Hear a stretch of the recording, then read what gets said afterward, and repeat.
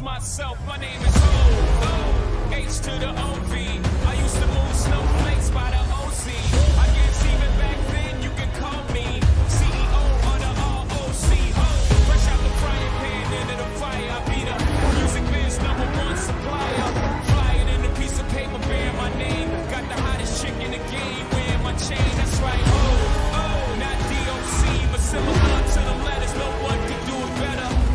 You can blame Sean, but I ain't inventing the game. I just rolled the dice trying to get some change.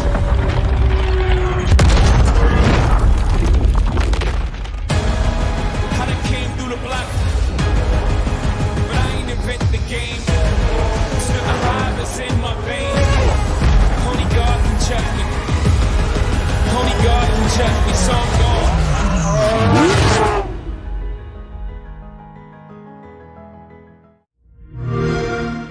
Play it day one with Game Pass. In Formula One, you need to be able to adapt. When you need to be aggressive, you need to be aggressive. When you need to be smooth, you need to be smooth. And when I'm in the car, I will never give up. Max Verstappen, how are you feeling about being in the chair? It's quite comfortable, so. It is a new dawn. Hello, hello. Danny, do a smile. I charge for my smile. Oh boy, here we go. The season of Formula One has changed beyond recognition. The points go back to 0. It has to be the comeback. We were competitive, a feeling I've never had before. I am confident. I know how much work we've done. This is not going in Drive to Survive. The higher you rise, the sharper the knives. The best way to become unpopular is to win. I'm gonna come after you. And you start to see cracks.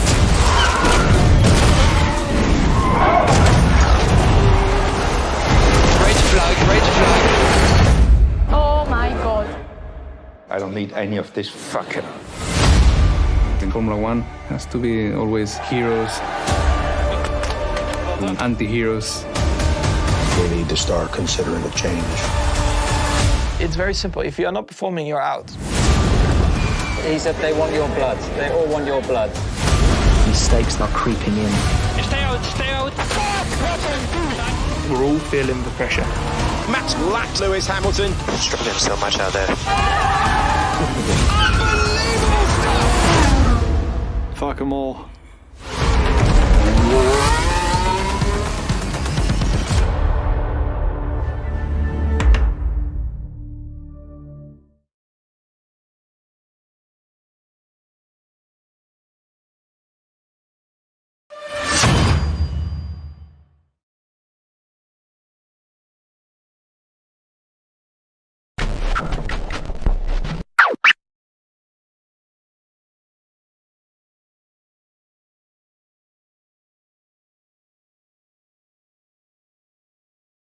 Driver,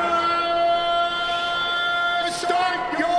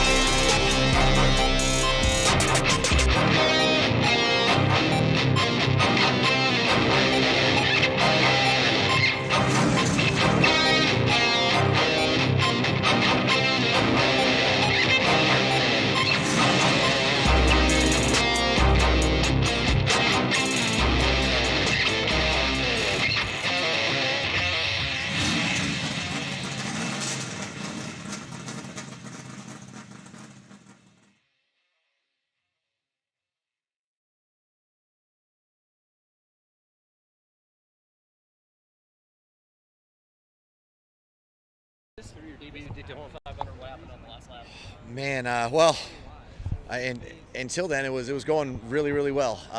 Had not a great pit, and then had a pit penalty, so I had to come back through. So they got us lapped down, but the crew never stopped working. We had a great car.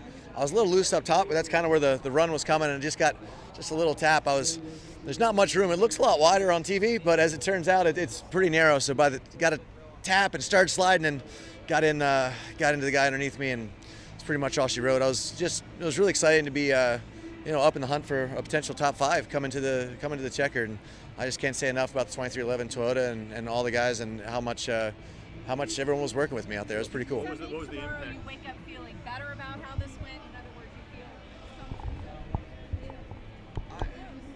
feel. Yeah. Thank you guys. Yeah. Let's go. Thank you guys.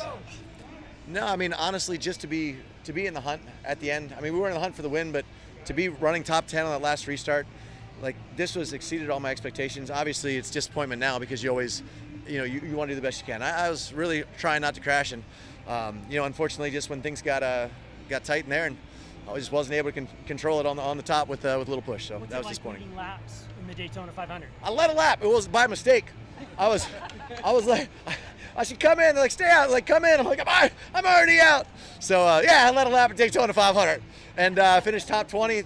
And the car is not a complete write-off. So the kids' college fund should be intact. I think it was a win, man. It's awesome. Is this going to make you come back and race something else, or try to come back and race here again next year? No, this exceeded all my expectations as far as result. These are the best drivers in the world. I'm not a great rear-wheel driver. I'm not a great pavement driver. Restriction plate races are a little different. We had a great team with this Toyota 2311 team, and it was an honor to be on the track with these guys. It was amazing that we were able to put it in the top 20. I'm proud of everyone involved and so thankful to be here. Jimmie, not how you wanted the Daytona 500 to finish for you.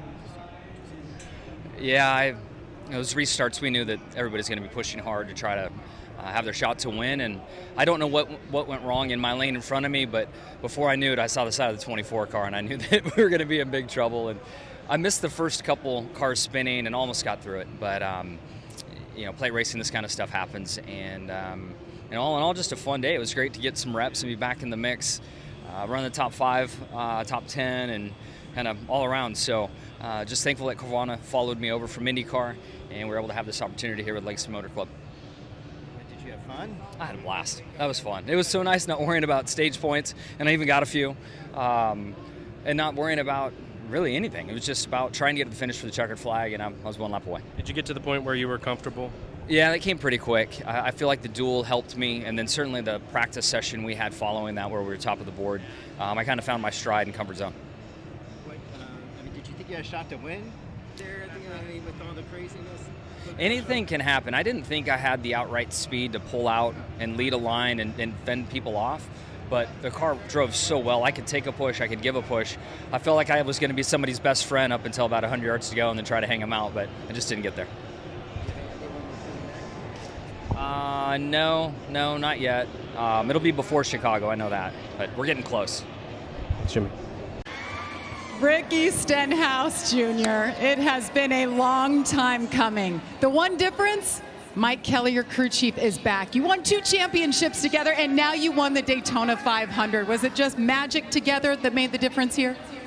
Yeah, I think this whole offseason, Mike just preached how much we all believed in each other. They left me a note on the car that said they believe in me and to go get the job done tonight. I made a few mistakes. We were able to battle back. This Kroger Cottonelle team worked really, really hard this offseason. Great pit stops, Hendrick engines, glad a Chevy won. Man, this is unbelievable. This is the site of my last win back in 2017. We've worked really hard. We had a couple shots last year to get a win and fell short. It was a tough season, but man, we got it done. Daytona 500. You have a knack for this style of racing, and we went into overtime, so you had to do it a couple of times and earn it. What were those moments like, and what were you watching? What made the difference initially at the end? Yeah, when the 8 went to the bottom there, I was able to push the 22 and the 5. We had a huge run. I was hoping we were going to get to the white there, and we didn't, so I knew I was going to take the top. I was hoping the 22 was going to follow, and he did. He was able to push us out. I went to the bottom, the 8 and the 22, got a huge run. The 5, split me in the middle, but another fellow dirt racer with Bell gave me a good shot down the little short chute into 1, and man, we were out front when the caution came out. We were out of fuel, so the fuel light was going crazy, but man, I hope y'all had fun. That was a heck of a race. Congratulations. Ricky Stenhouse Jr. wins the Daytona 500.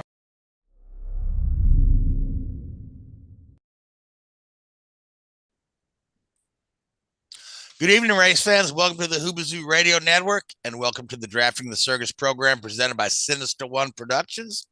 My name is Frank Santoroski. I'll be your host for the next hour as we break down the Daytona Speedweeks, or Speed Week, as it is known this day and age, and we'll also go over the other racing news. Joining me in the studio, Levi and Richard Uden. Fellas, how we doing? Doing good. Thanks. Good, thank you. All right, and Luis Torres will be joining us a little later in the show. He's a little bit indisposed at the moment, but once again, I want to thank Netflix for the Drive to Survive trailer, new trailer this week that you haven't seen yet, a little more dramatic, and also want to thank Forza Motorsport. That game will be coming out soon, but I do believe Netflix goes live with Drive to Survive this coming week, so you'll be able to chronicle the entire 2022 season one race at a time on Netflix there, and always an enjoyable thing.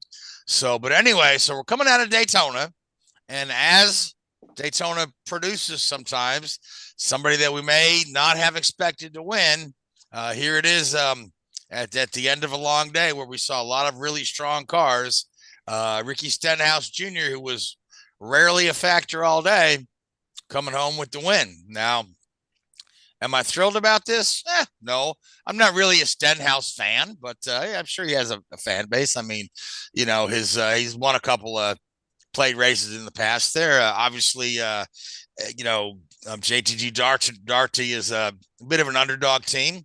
Brad Daugherty, also the first African-American primary team owner to win a Daytona 500. So that's a bit historic as well, along with the fact that it was, matter of fact, the longest Daytona 500 on the books. And when I say longest, I mean miles, not time, because we have had some rain delayed races that ended under July. So though we did run a total of 530 miles, 212 laps, to the point where we had to see guys getting fuel on the in the overtimes there. So anyway, Richard, I know you had a chance to watch the 500. So what are some of your thoughts coming out of here? It looked like, you know, Ford's kind of had the field covered all day, but they just they were there when it counted, but it was not a Ford that crossed the line.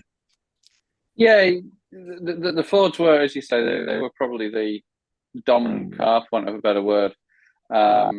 You know, I believe they'd done quite a bit of work to the front end of the car, of the I think it's still the Fusion, the model that they run, which meant they could lock and bolt, you know, a little bit more effectively than maybe we've seen from the other manufacturers. It's a Mustang they run, actually. Is it the Mustang now? I know they keep changing it. And, yeah. So the front end was, you know, there's a lot of work that teams can do to allow the front and the rear of the cars to sort of lock together. Not they're supposed to lock together, because I think NASCAR do frown upon that. But you know, they did a good job. They had a reasonable number of competitive cars in the field there, and you know, you saw the RFK guys. They were running 1-2 for quite a long period of time up front towards the end of the race, but they just couldn't quite get the job done. And what I thought was interesting was actually the long runs at the start of the race. I think we had the longest green flag run without a caution for incident. Obviously, we had the stage break there at the end of stage one, but we got probably 70 laps in almost without, you know, a caution flag flying, and it was really sort of very disciplined two-wide racing, which is a blast from the past, really. You know, we haven't seen that for a while. Normally, these the sort of trains break up pretty quickly, but they kept going, and you know, that was great to see. Visually, it's impressive, but it did mean that, you know, you couldn't make a move. You know, if you were in the bottom lane and you tried to move it to the middle to go three wide, you just straight to the back, out of here. And again, if you're on the top line and you try to drop in the middle, you know, you have to have a group of you. It's just early in the race, it's not worth the risk. So, you know, again, I think stage breaks and super speedways are a waste of time, because, you know, the teams are starting to realize that, you know, the risk isn't worth it, especially at the Daytona 500. You know, you pick up a couple of stage points for for making a daredevil move at the end of stage one. Well, that's not why you go to the 500. You go to the 500 to win the damn thing. And if you wreck going to try and get a couple of stage points, then it doesn't really do anybody any good. But no, on the whole, it was a reasonably good race there. It got a little bit clumsy at the end, I think. When the prizes are handed out, they lose that discipline and they lose that sort of sensibility that you've seen throughout the early parts of the race. And it was a shame that it finished the way it did. And both Xfinity races and the Cup race suffered from this, last lap, next flag ends the race sort of thing. In the Xfinity race, you had a car upside down sliding down the back stretch before they officially threw the yellow flag. And in the Cup series, again, there's a couple of cars well in the wall before they flew the yellow flag, which probably cost Joe Logano the race. So I think the NASCAR needs to look at that a little bit and also integrate it more in the spectator and the TV coverage. There is an infinite number of ways of connecting a button that they press to throw the yellow flag to a TV screen where you can see that visually on the screen. The overlay of when they press that button and not just waiting to see where the lights on the side of the track turn on, because that doesn't define the end of the race. So there's some work that NASCAR, I think, can do to improve the show. But, it was a Daytona. It's a super speedway race. What more can you say? Yeah, typical super speedway race, a little sloppy at the end. I recall that we've had last couple of years. I mean, we've had overtimes in there, so including last year. So now, Lee, we did kind of allude to the RFK cars being hooked up all day. And between Keselowski and Buescher, those guys led the most laps between the two of them. I think Brad led the most overall, but Buescher led a big chunk as well. Do you feel like those guys tried to make their move too early?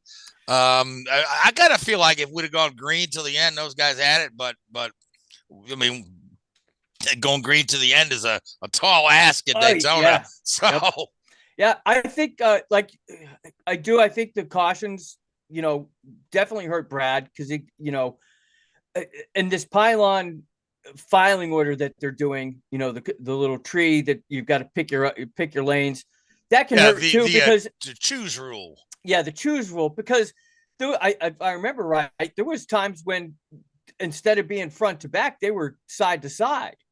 And I can kind of see the mentality of them wanting to pick side to side on the restarts, because as teammates, you can block your teammate. Like if you're on the high side, you could just kind of sit there and block for your teammate on the low side.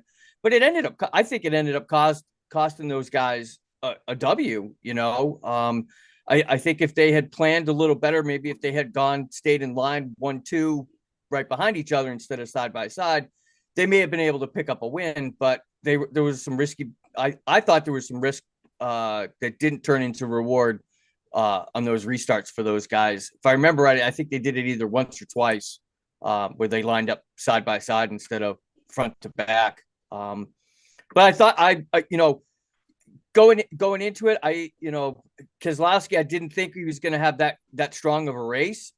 He was probably one of my not top 50, 50% picks, but man, he proved his muster, the whole race. He was, like you said, they led laps. They were in contention. It seemed like for a majority of the day. And then I think some bad, green, white checkers and some restarts might've cost him there at the end. Yeah, absolutely. Now, Richard, let's talk a little bit about a guy that you used to work with, but he's kind of moved on to another team. But Kyle Busch in his first start in his new team. It's kind of weird seeing Kyle Busch in a Chevrolet. He's been, Toyota's most prolific winner for quite some time. But and a lot of folks felt like this was a really bad move for Kyle. But again, it's hard to glean information about the whole season from Daytona, but it looks like, to me at least, that Kyle's found a bit of a home there, and he seems to be working well and gelling with his engineers and whatnot. And he really, really had a shot to win that thing, were it not for the multiple cautions at the end. Yeah, I mean, as a two-car team there, you're right. They were probably for that sort of last 10, 15 laps, they were the second a second string behind the RFK cars.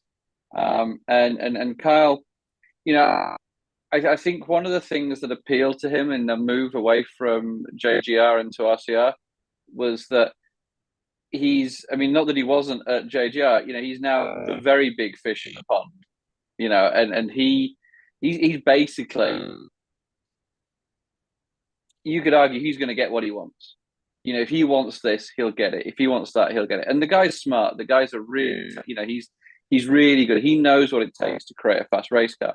And, you know, when he was at JGR, you know, you've got 3 or 4 other top line drivers there that he's competing for a voice with, you know, against, you know, guys like Martin Truex Jr. and Denny Hamlin and you know, Christopher Bell, he's growing into that role. But, you know, these are all pretty strong personalities that he was, you know, jostling for position against. And of course, the crew chiefs and the engineers for all of the other teams, they're going to want their input into a car design potentially. Now, obviously, at RCR, that's not the case. And this is no disrespect to Austin Dillon, but he's certainly not in the caliber of the other of Kyle's former stablemates at JGR. So, you know, RCR have invested a lot of money into Kyle. Chevrolet have invested a lot of money into him. And in the short term, they will give him what he wants. And, you know, he'll bring a lot of data or a lot of knowledge, should we say, over from, you know, his years driving for Toyota. And I'm sure he'll be able to glean the best parts of that knowledge, you know, into the new package. Now, eventually that, you know, knowledge is going to become dated and they're going to struggle with creating new, you know, larger gains based on that knowledge. So it'll be interesting to see what happens again as they go away from easy for me to say, super speedway, and into the more conventional, you know, 2 mile and a half short track races. See what happens. See if they can maintain this performance, but. You know, there's certainly a lot of talent there in that 8 car, and yeah, it'll be interesting to see how, you know, the first half dozen races play out, and then, you know, because everybody's all got this new puppy sort of mentality, and everything's great and amazing. Then, and when Kyle has a bad pit stop and starts shouting at the pit guys over the radio, it'll be interesting to see how they react to that because it's going to come. Yeah, absolutely. So Lee, let's talk about one of our first timers there. Let's talk about Travis Pastrana. We saw his post race interview up there, but just an absolutely enjoyable guy. It looked like he really enjoyed running the race, but he did, you know, openly admit he was physically exhausted. Yeah, a race of that duration is not usually his forte. But how do you feel Travis did? I think for a first timer, a guy that has, you know, in the big stage like that, he did well. He, you know, he led 2 laps. Granted, they were by mistake, his own words of, you know, in the interview before the show, he said, I led 2 laps. They were by mistake, but he led 2 laps. He finished 11th, I think, overall at the end of the race. That's still, I mean, it's a top 20 finish. It's a top 10. It's a top 15 finish. I think he learned a heck of a lot on this race. He sat kind of back in the middle to tail end of the field most of the day, and then towards the, you know, in the 3rd stage there, he worked his way to the front a little bit. I think we'll see him again. I don't think this is the last time that he's going to step foot in a car. He definitely brought a lot of spectators to the sport. I think there was a lot of people that tuned in just to kind of see him. So I think it was good. But I mean, Travis is just Travis. Like, what did he say in the interview leading up to it? He says, you know, kids' college account still good. I didn't wreck the car. That's Travis. You know, that's just his attitude towards everything. But yeah, I mean, he got a dose of what it takes to race in the big leagues, and, you know, rear wheel drive car and all that stuff. It's just totally out of his wheelhouse. But I think overall he did very well. All right, so let's talk about the other first timer coming out of another series, which would be Connor Daly, who put on a less than stellar performance. But admittedly, he's the luckiest guy in the world, right? Because he finishes dead last in his dual race, right? but he manages to get a spot in the race because of Austin Hill crashing out, and literally he's so far off the pace. He's 2 laps down, the last car running amongst cars that aren't back in the garage.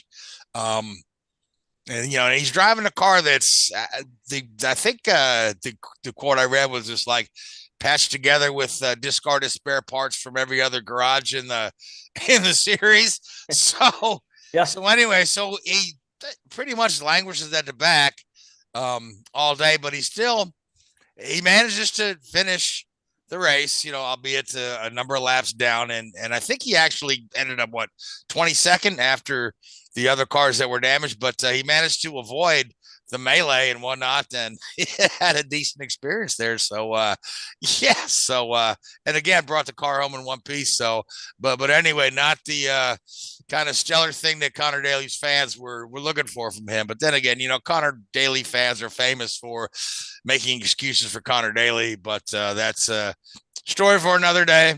I tell you so. But Richard, who else kind of impressed you in the 500? There were a lot of, it seemed like we didn't see a lot out of the, not the children, but the Hendrick cars. Kyle Larson was up front for a while, yeah.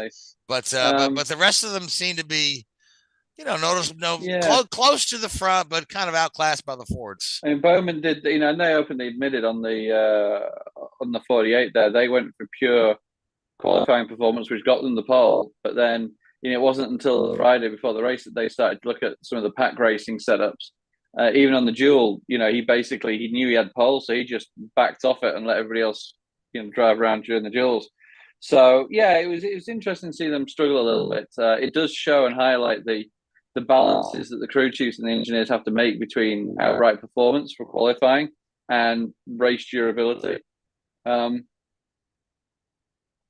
it was, I don't think there was anybody that really stood out as being an amazing result. I thought one guy that gets overlooked quite a bit, and I don't know where he finished, truth be honest, but I know he was up there for a while at times, was Corey LaJoy. He almost won Atlanta. I think it was Atlanta he almost won last year, and he's certainly making a name for himself on some of these super speedways. And his crew chief I used to work for, and we know each other. We get on pretty well over the years. And they're putting a really good little package together. That's a nice, smart, well-run team there that's doing pretty good. So maybe see Corey LaJoy sort of creep in and get some good results. Throughout the year. All right, and Lee, let's talk about your pick for the win, which was Jimmie Johnson, who didn't have a terrible day. Well, he did when he ended up in the wall, but but in as far as performance through the race, and this again, here's Jimmie, after 2 years of running Indy cars, with a new team where he's bought with Richard Petty. There's some media distractions surrounding that perhaps Richard is a little miffed that Jimmie's in charge now, but then again, I'm sure Richard cashed his check. But we saw the interview from Jimmie after the race. So Lee, what's your thoughts on Jimmie? He's going to do several other races this year. And actually, I want to say the last I heard, Jimmie had not closed the door on running the Indianapolis 500 again, but I believe the seats are running out. Yeah.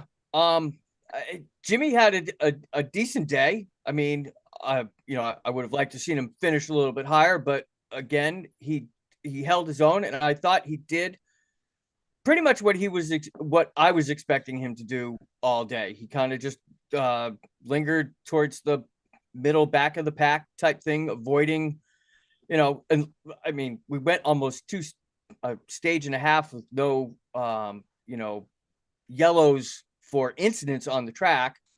So that helped, I think. And I think, overall he did good. There was I definitely got the vibe he was there for, to be the face of Legacy Motorsports. He was, it was definitely like, new team. We're going to bring in one of the big guns, Jimmie, let him show face, give us a good number on the 500. which, up until like the last couple laps when he got crashed, he did good. Yeah, I was rooting for him. But overall, I think he did what was expected of him. His expectations were just get out there and show the number and get Legacy Motorsports on the tongues of the TV announcers, and he did that. And but I'm glad to see him finish. I look forward to seeing what the other. I think he's got 5 more races to go this year. Looking forward to seeing what he does in those other 5. So we'll see. Yeah, and then of course his the full-time Legacy Motorsport driver is Eric Jones. Yep. Who is that's a guy I really like, and I think he did more with less with that car last year than a lot of other guys did. So I'm kind of excited to see, what bringing Jimmie into the team and how that that can only help a guy like Eric Jones to have somebody with the tremendous experience of Jimmie Johnson, and whose experience is a little more recent than leaning on Richard Petty for some engineering advice. So no disrespect to Richard Petty, but the cars are very different than anything he would have driven. So but so let's talk about our winner a little bit, because there was a funny little video on either YouTube or TikTok or something, where Ricky Stenhouse decided to visit to celebrate his victory, and that was the Waffle House. So he strolls into the Waffle House carrying the trophy, right, with a big smile on his face, and still nobody knows who he is. So I'm like, there's Waffle House managers. What is that thing? Can't bring that thing in here, but anyway, I mean, there's been far worse things brought into a Waffle House. You just Google late night fight at the Waffle House on YouTube, and you're gonna watch some really fun stuff, right? Yeah. But I guess Waffle House being a staple of the South, and one of the few places that's open all night if it's pretty late when you're hungry. Why not? So, but again, congratulations to Ricky Stenhouse, but Waffle House, there you go. It reminds me of, who was it? It was the great Gordon Johncock, who, they celebrated their Indy 500 victory, in 73 with, fast food cheeseburgers and Pepsi, because instead of going out to celebrate, they had stopped in the hospital to check on their teammate Sweet Savage, who was injured in the race, and then that was their victory celebration, was Burger King. So, but and I don't think that Waffle House is a step up from Burger King, but then again, I don't. We'll wait say for that. a fast food podcast. Exactly. Wait for a fast food podcast. Yeah. So, all right. So we, and I mean, me personally, I think the Waffle House thing, I think that's going to be a trendsetter. I think, 500s from here on out, all the drivers need to make a pit stop at the Waffle House on the way out of town, and, bring the trophy in and show the bling and have some hash browns. So I was going to say, who doesn't like, greasy breakfast food every now and again? You know what I mean? I know it's not the healthiest thing, but it's the definition of comfort food. You know what I mean? Yep. Southern comfort. That greasy breakfast, right? Bunch of gravy on your biscuits, big old waffle. It's comfortable on the way in. Let's put it that way. Okay. Yeah. So on that note, we'll change the subject. Oh my. So, I was hoping Louise would chime in here when we talk about Xfinity and whatnot, but the other winners this weekend were Austin Hill won the Xfinity, and Richard, you had a chance to pay attention to some of the Xfinity, right? It was a carbon copy of the Cup race, wasn't it? Yeah, it was a bunch of wrecks at last the lap. end.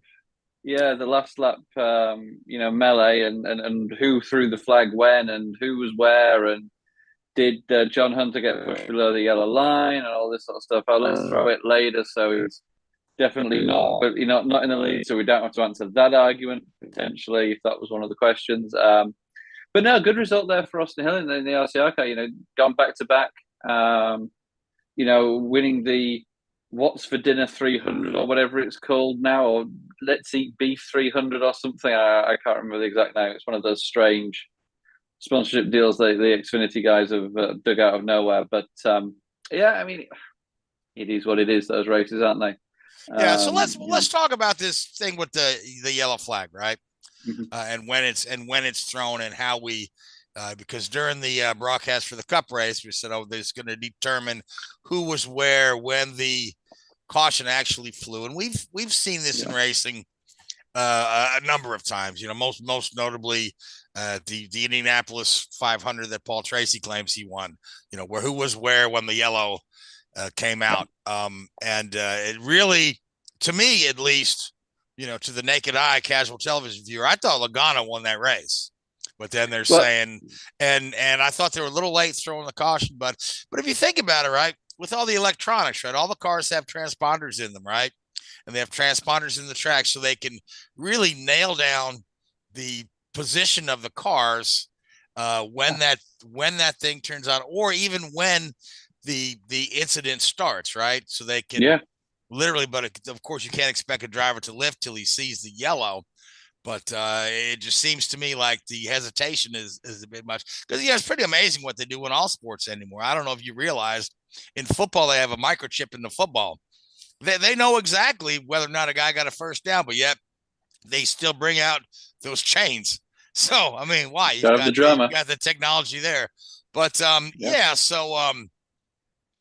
So what is the actual rule, Richard? On is the field frozen? Because years ago they used to race to the line, and they did away with that because that's just dangerous. Yeah. So it's pretty much whenever the yellow falls, you're frozen, right? Yeah. Now it's not when the problem is, a lot of the times they pull up the TV feed and show it when the yellow light flashes on the pylons, which are located around the track.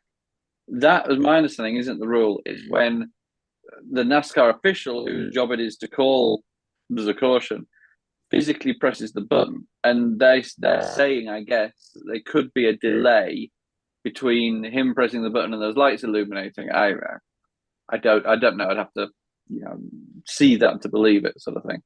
Whenever you're that close, somebody's gonna claim they were cheated out of the win. Exactly.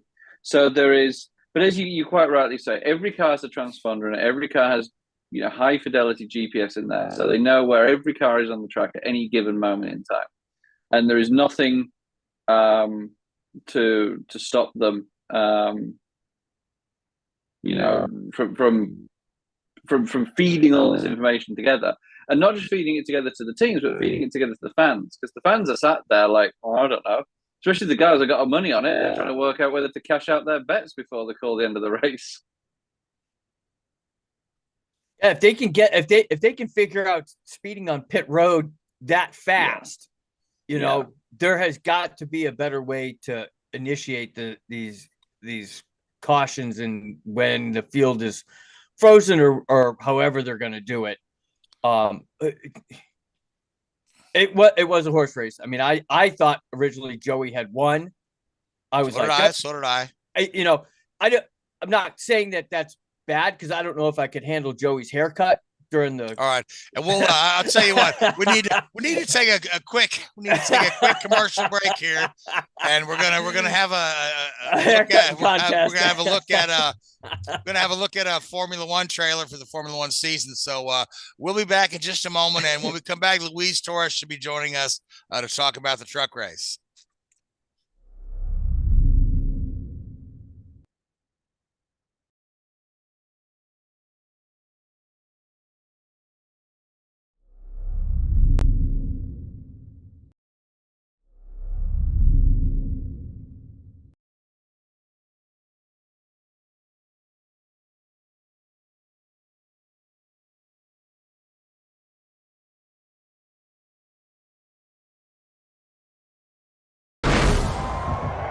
What sport has stadiums that span cities? Or revels in driving rain, blazing sun, and blackest night? What sport makes even Vegas stop and stare? Sure, we have passing and curveballs and even the odd dive. But for us, the back of the net is no place to be. Breakpoint is rarely an advantage, and halftime, we do it in no time. Our kit saves lives. Our goals change futures. Our slam dunks echo around the world. And our big game, we do it 23 times a year. This is no ordinary sport. This is Formula One.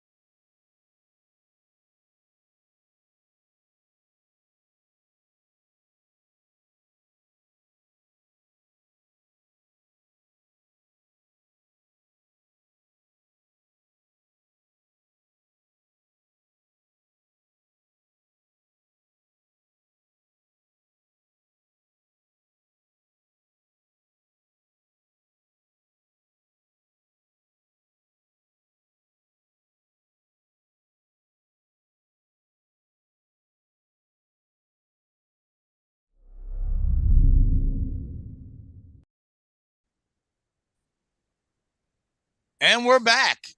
Welcome back to Drafting the Circuits. Luis Torres now joining us. Luis, how you been, buddy? It's winter beyond belief, and I think Fontana's going to be more of the same. Fingers crossed that's not the case. Fingers crossed that's not the case. So I think the last thing we were talking about before we went to commercial, Lee had brought up Joey Logano's haircut, which I'm reminded of because of your Joey Logano in the background. But yeah, so we do know Joey Logano has been suffering with alopecia and has been losing hair, but he came back after the offseason after a nice visit to Hair Club for Men. He's got a lovely head of hair, but again, a lot of folks seem to be making fun of him, but and I really don't get that. You know, he's got the money and the wherewithal to make sure that he looks nice. And Louise, your hair looks nice as well. So mine is no different than Logano's. Yeah. Mine is not looking too great right now. I'll tell you what, I used to work with this guy, right? And he had the same thing going on. He was losing his hair in patches, right? And he just looked terrible. But this guy was kind of meek and quiet and had very little self-confidence. And he took a visit to the Hair Club for Men. Shows up to work one day with this lovely head of hair, dark and curly, and it looks good.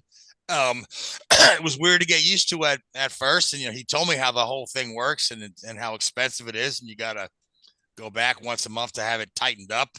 But anyway, but after that, he was a different guy, and he was promoted to district manager within the next couple months. So I guess the only point I'm trying to make is that if we ever felt that Joey Logano lacked confidence, which he certainly doesn't, you might have to really watch out for him now with that lovely new do. So anyway, it was, I respect it. I think it looks good. It was just, it was shocking. Like I saw it, I was like, it was a wake up call. I was like, what? Look at Joey getting into it. I like it, buddy. It looks good. So it's an adjustment period. It's something it's got to grow on you a little bit, but I think he'll be just fine.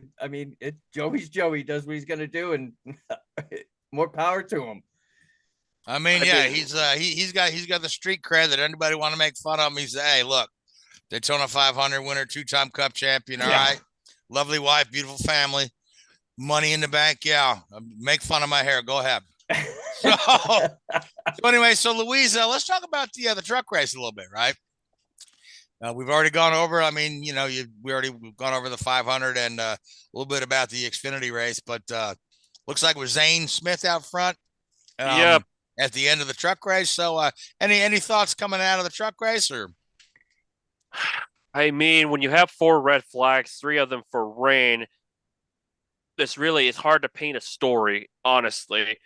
And with Zane Smith winning back-to-back is a huge confidence booster. I feel like, and I think several people can attest to this, that while it's neat that he's spending another year in the Truck Series to go for the championship, I arguably say he's one of those few drivers that is probably ready to move up to the next level. He's got those cup races coming up and filling in for Todd Gilliland because of sponsorships and all that in the 38 car. But what I've seen over the years, he was in the few opportunities he's had in the Xfinity Series, including JRM, phenomenal. He found ways to put up superb runs. I feel like when it comes to Zane Smith, having that head start already, yet again, obviously, of course, you have the playoffs, but he's going to be tough to beat. And when you look in that trajectory of the Truck Series, you have a slew of guys that are getting opportunities that have normally not done well, like a Jack Wood or a Chase Purdy getting opportunities. You have Christian Eckes, who's still looking for his first truck win. He's with a new team. And you obviously have Matt Crafton still competing after all these years. You have it's a weird spot that the Truck Series are in right now. So if Zane were to win the championship again, but dominates and racks up all these wins, it would not come to the slightest surprise for me at all. But at the end of the day, when it comes to Daytona, it's difficult for me to judge it because of because so many stoppages. Obviously, Mother Nature will do that in Florida, but it's hard. It's very difficult to process who were really stood out besides Zane Smith and Chandler. I mean, not Chandler, Christian Eckes. Yeah. Again, like I said, it's always hard to glean information out of a restrictor plate race or anything at Daytona because it's always such a crapshoot. So let's move on. So we're going to Fontana, and this is going to be the last race on the 2-mile track, right? And as they set to remove it from the schedule entirely for next year, and then it's supposed to come back in 25 as a half mile. And all of a sudden drivers are pushing back on that. And we've known about this for 2 years now. But now Lee, you told me that Goodyear has introduced a new tire for Fontana. Yeah, they've changed the compound for both left and right, and it looks like, if I read it right, that they're also going to change the profile of the tires left and right, just for the Fontana race. Because Fontana, the surface there is not the greatest in the world. It does do a number on tires. I think it was last year. I mean, they were almost out of tires because they just didn't have the right compound for that, for the track there. It was really rough. And so Goodyear's going to give them a new set of tires this year, just for the Fontana race. And mind you, there were a lot of incidents in practice of qualifying, single car spins and incidents left and right. That also did not help. And Fontana has never been repaved since it opened. Yeah. Yeah. Sometimes you like a good seasoned track, but I mean, heck, no sense in paving it now if we're going to tear it down. But we'll have to see what Goodyear brings. But NASCAR's no stranger to having tire problems at particular tracks. Actually, I was quite impressed with the tire wear at Daytona. Guys were getting a lot of laps out of their tires at Daytona, but then again, that's a track that's not as hard on the tires as you get to a Fontana or some of these other places like that, or a Pocono. So we'll have to see how that goes. But so here we are. So this is the bulk of the regular season getting going. We're heading in with Logano leading the points. Stenhouse already has a spot in the chase, and I still. And I know it's due to stage points, so I still think it's weird that the guy that wins the first race is not leading the points, but that's NASCAR's point structure. But again, Joey Logano with the lovely hair is headed into Fontana, and let's go with our picks, and I'll go around the table and start with you, Louise. Keep an eye on Kyle Busch. And here's why. He's driving the car that was superb last year with Tyler Reddick.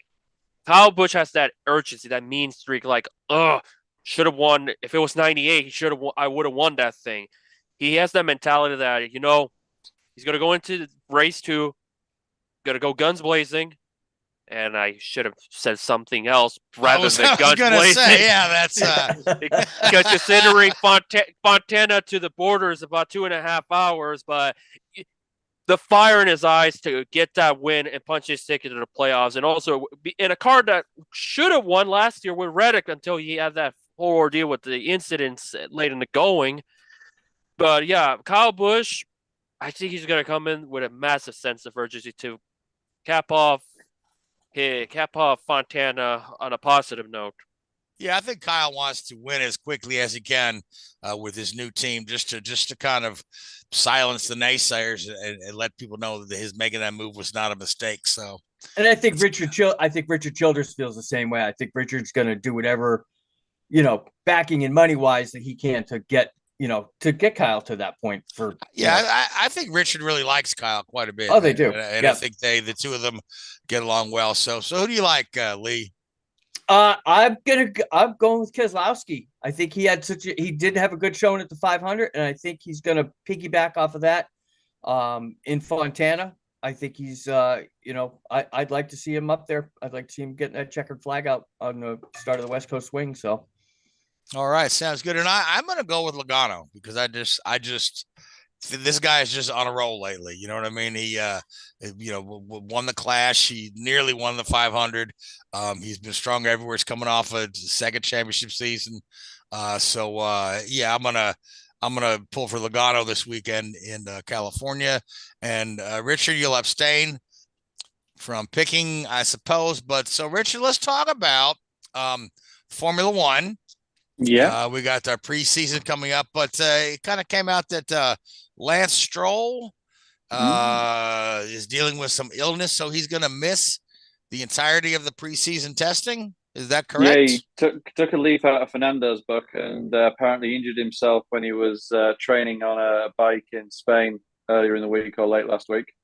So he's missing the first or the only preseason test, 3 days of testing. And Drugovic, former F2 frontrunner, is going to take his space for 1.5 days. Those 3, with Fernando obviously taking the other day and a half. So yeah, obviously putting Lance on the back foot a little bit there. He needs a good year. He needs a good couple of years, because no matter what happens, there's always going to be question marks over his performances when you consider his relationship to the guy that signs the checks at Aston Martin. So there is pressure on him. He does have to go out there and he does have to start to prove himself. And as Aston Martin as a team is growing as an organization, they want to start competing for wins and world championships now. No disrespect to Fernando Alonso, but I think that window will have shut by the time his retirement will have come before that window fully opens for them to be a real competitor in terms of race wins. So they need to fall back on somebody else. And if Lance is going to be that guy, he's got to step up pretty quickly and start showing us what he's worth, because there is obviously some negativity around him. But for something like this to happen, which I'm sure is a pure accident, is unfortunate for him. Really, he's got to really take advantage of it and not come back too early and do it properly.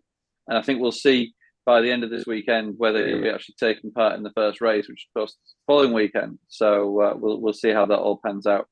Yeah, as much as the cars change from year to year, we're not like NASCAR or IndyCar where the car is basically the same from year to year unless there's a major update. You really want to get in there, and there's only one preseason test, so he's going to hop into a car that's that he's probably only going to see the sim before he gets out there on an actual practice session on a race weekend. So now, who was it that made the comment about Stroll? Was it Vettel or was it Alonso that said they felt like Stroll could be a future champion, and people just really had a good laugh about that? I think it was Alonso. It was Alonso that said that. Yeah, there was a few eyebrows raised. Again, Alonso knows where his paycheck's coming from, doesn't he? Yeah. But no, I think that look, at the end of the day, we sit here and we criticize a lot of these guys like Lance Stroll and Nicholas Latifi and people like that in recent years. But these guys are still damn good. and are still in the top 1% of professional race car drivers in the world. It's just they're going up against 20 other guys in that 1% or 19 other guys in that 1%. So, any sign of any level of weakness is amplified. And, it's very easy for people to criticize guys like, let's say, Lance and Nicholas Latifi for being terrible and, whatever you want to. They're not terrible.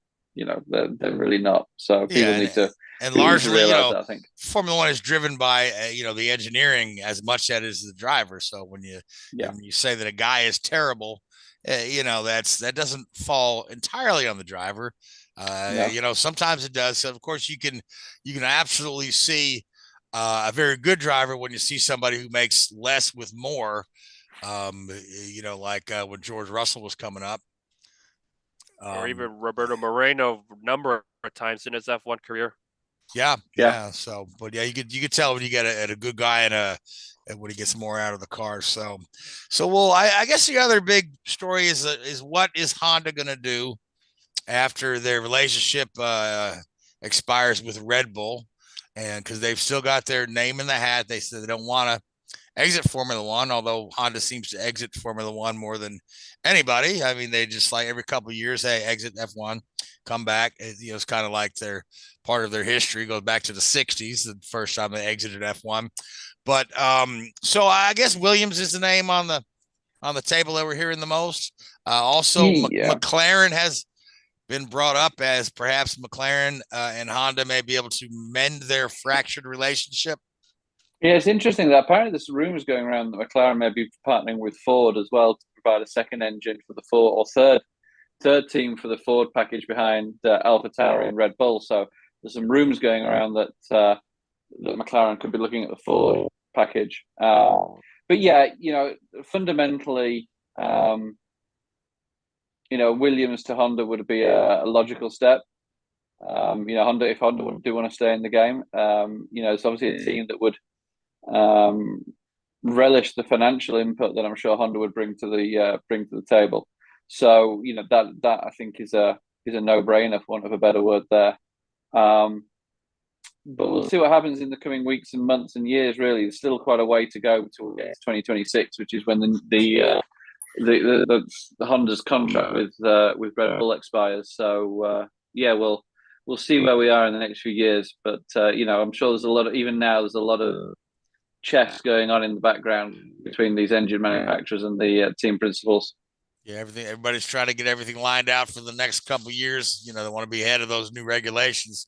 So we've only got a couple of minutes left. So let's just touch on some of these other minor news stories here. IndyCar Series is going to have their own reality series.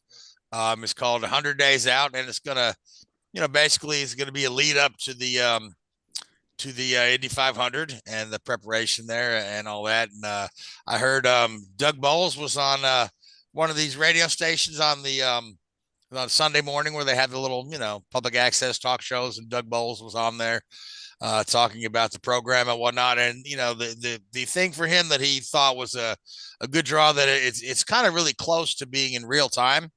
Unlike the Drive to Survive that's, showing you stuff that happened a year ago.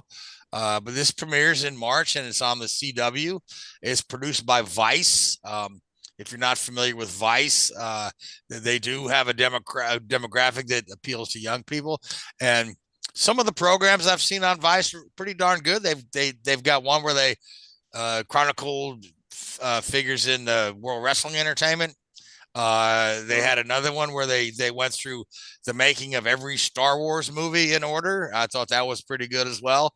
And they're all pretty well done. So I'll be interested to see what Vice does with the IndyCar countdown. The other bit of news is that Indy NXT, formerly Indy Lights Series, has been added to the Brickyard weekend. So that means you'll get to see, the Indy cars, the Indy Lights, the Xfinities, and the Cup cars all in one weekend. If you look at the tickets for the Brickyard weekend, that flex ticket is pretty darn reasonably priced. That's one of the best values in motorsports that you could see. And the only other better value would be going to a race for free, which coincidentally, the new layout in Detroit for the IndyCar race they're saying that as much as 50% of the track will be viewable for free without a ticket. I'm sure that they'll make their money off you in the form of concessions and merchandise and those sort of things. But I think it's number one, to drive fan interest for future events, because that race hasn't been downtown for a couple of decades. It was out on Belle Isle, but it's moved back downtown. And I think the other reason is that I think that just logistically, it's hard to cordon off some of the public streets to just keep people from watching. So instead of building a bunch of walls and making the place look like a prison camp or something, they're gonna just go ahead and you can stroll along the fence lines, within a safe area and kind of watch a bit of the race for free. Which and if you like what you see, you could probably go buy you a grandstand ticket and get a place to sit. So that'll be coming up in June, the Detroit Grand Prix. So got a few minutes left. Louise, anything that you need to share with us because you missed the first half of the show? Yeah, let's talk briefly about the 500 at Daytona. Never heard of it. I saw it. That's why I said the 500 When was at that? Daytona. Oh, I don't know. Tony Danza had a race. Rusty Wallace flipped over in that one. Something like that. Anyway. Tony Danza? Yeah. I still remember that after almost 2 decades. But yeah, here's the same. If I don't ever have to hear that Coke Zero commercial ever again, I'll be happy. If they bring back the "Can You Feel It" ad from Coca-Cola in like 2016, I'd rather have that than whatever they're promoting with. Like, don't get me wrong, I like Coke Zero Sugar, but I don't want to hear 8 times in a row in a span of 3 hours. Oh, commercials, man. When you've done the 500 in consecutive years from 19 through 22, and you're at the house, and then you have to see it on TV. It's like, yeah, hopefully by 24, I'm back at Daytona, or even August. Like, good grief. But I thought the coverage was okay. Yeah, they went to commercial during the probably the second biggest wreck of the day that took out Tyler Reddick and all those guys, Chase Elliott. If only it was that Whopper ad, it would be 10 times better than Liberty. But overall, I'm just relieved there was no red flags. I am relieved there was zero red flags. Yeah. I was worried for a bit. Speaking of the television coverage, the rating numbers came out. 4.37, 8.1 million viewers. Slightly down from last year, but they said up overall because fewer households were watching on TV. I don't know if fewer households watching means up overall. I don't know, but I guess the percentage of households with their TV on, I don't know, but 8.1 million viewers, not a bad little showing, when we compare that to some of the numbers coming out of the regular season race. But it seemed like it's a good start to the season. People are excited about NASCAR. Too bad that they were treated to Ricky Stenhouse win, but I digress. Somebody was happy with that. Ricky Stenhouse was happy with that. Yeah, there's some folks happy. Brad Daughtry was smiling. Yeah, so but. All right, Richard, do you have any final thoughts for us? Any Coca-Cola commercials you don't care for? No. All the right. Pepsi one's a bit weird, isn't it? But we'll leave that for the soft drink podcast we do later. All right, you have to watch the Netflix series Pepsi Where's My Jet? Yes. Just look it up. Very good. It's a good one. It's really good. It's like, as long as we're promoting Netflix, I mean, they're letting us show The Driver Survives. Watch Pepsi Where's My Jet? Just you'll enjoy it. It's interesting. So Lee, my friend, you have any final thoughts for your evening here before we sign off? I do have to commend IndyCars for their decision to open up the Detroit Grand Prix for fans to just go and view it. I think that's a class act on IndyCar. They're taking over downtown in a major city, and I think it's nothing but a positive for IndyCar to do that. And I commend that for taking that leap forward. It's a big leap for them. I think it's good. I think it's very good. Yep. So, well, that being said, I want to thank again Netflix and Forza Motorsport. Thank Formula One for sending us their trailer. I want to thank the Whoobazoo Radio Network, Spreaker, Facebook Live, Google Podcasts, and iTunes. I want to thank you, Richard, Louise, Lee. I want to thank our producer, Keith Sinister One Hayes. But most of all, I want to thank you folks that watch us every week. And again, feel free to put your questions on our Facebook page, and we'll try to get to them next week, or join us in the chat when we're broadcasting live. So, but until next week, y'all have a good week. Thank you. Life isn't a choice between either and. The 2023 Slingshot Roush Edition. Inspired by Roush, the iconic brand whose name means performance on and off the racetrack. Yes, it's top-of-the-line Slingshot performance. And yes, it's like nothing you've driven before. The Slingshot Roush Edition. Pure joy with precision in the curves. Built for those who never settle and love to stand out. The Roush Edition Slingshot is going to turn heads with its inspired combination of aesthetics and performance. Make every trip an adventure and every mile a memory.